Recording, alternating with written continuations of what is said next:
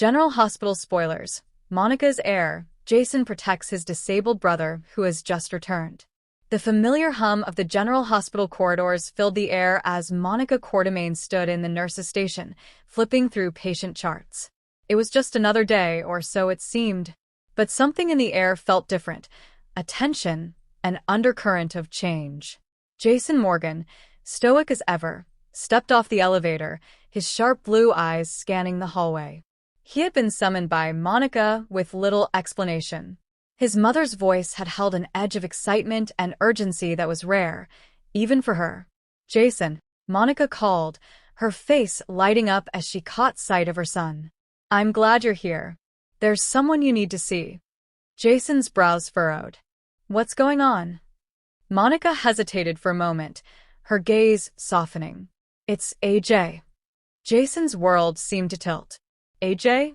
His brother was dead, or so they believed. Jason had long come to terms with the complicated relationship they'd shared, filled with resentment, misunderstandings, and regret. But now? Now Monica was telling him otherwise? "You'd better come with me," Monica said, motioning for him to follow.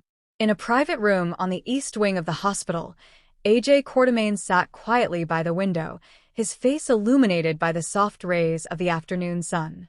But he wasn't the same man Jason remembered. There was a fragility in the set of his shoulders, the once confident Quartermain arrogance replaced by something quieter, more introspective. "AJ." Jason's voice was cautious, almost disbelieving. AJ turned slowly, and Jason's breath caught. His brother's face was familiar but aged, lined with experience and struggle. A cane rested against the chair beside him, and the faint tremor in his hands spoke of something deeper. "Jason," AJ said, his voice raspy but steady. "It's really you." Monica stepped between them, her voice breaking with emotion. "He's alive, Jason. But there's more." AJ was found in a long-term care facility under an alias. He suffered a traumatic brain injury after the last attempt on his life. It left him partially disabled, mobility issues, some memory gaps. But he's here. He's back. Jason's instinct to protect kicked in almost immediately. Whatever grudges had once existed between them dissolved in an instant. AJ was family. And family, no matter how complicated, was everything.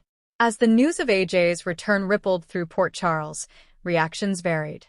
Michael Corinthos, AJ's son, was stunned but cautiously optimistic.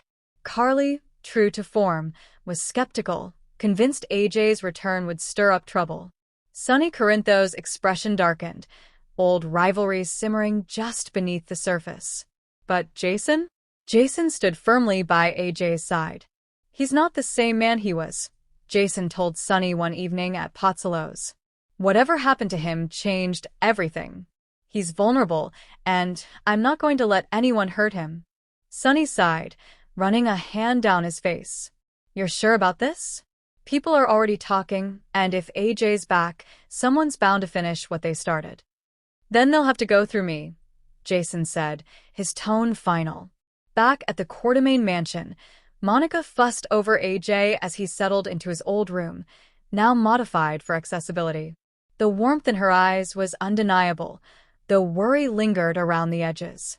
"You don't have to hover, Mom," AJ teased gently, adjusting his leg brace with practice movements. "I'm not made of glass." "Maybe not," Monica replied, brushing a hand through his hair, "but after losing you once, forgive me if I'm a little overprotective." Jason appeared in the doorway, arms crossed. "We all are." AJ chuckled softly. "Never thought I'd hear you say that." "Times change," Jason replied, a rare smile tugging at the corner of his lips. "So do people." But peace was fleeting in Port Charles. Within days, Jason's instincts proved correct. Anonymous threats began arriving at the mansion, cryptic notes, slashed tires on Monica's car, and a break-in that left the study ransacked but nothing stolen. "Someone wants to scare us," Jason muttered, examining the damage. "Or they're searching for something." AJ's face darkened. "There's something I didn't mention. Before I was found, I overheard a conversation between two men. They were talking about Monica's heir. It sounded like they believed I had some claim to Quartermain assets that could expose something. I never figured out what. Jason's jaw tightened. Then we'll figure it out now. The investigation led Jason down a twisted path, uncovering old business dealings Edward Quartermain had quietly buried, dealings that, if exposed, could threaten Yelq's stability. Someone wanted AJ out of the picture, permanently. The threats escalated. One evening, as Jason escorted AJ to physical therapy, shots rang out in the hospital parking garage. Jason tackled his brother to the ground, shielding him with his own body. "Stay down," Jason barked, drawing his gun and returning fire. The assailant fled, leaving Jason seething. "Enough is enough," Jason growled. "We end this. Now." With Spinelli's help, Jason traced the threats to an old associate of one of Yelq's rival firms, someone who stood to gain if the Quartermain legacy fell into disarray. Jason confronted the man, ensuring he understood the consequences of crossing the Morgan Quartermain line. By the end of the week, the threats ceased. In the aftermath, AJ sat on the Quartermain terrace, watching the sun set over Port Charles. Jason joined him, 2 beers in hand.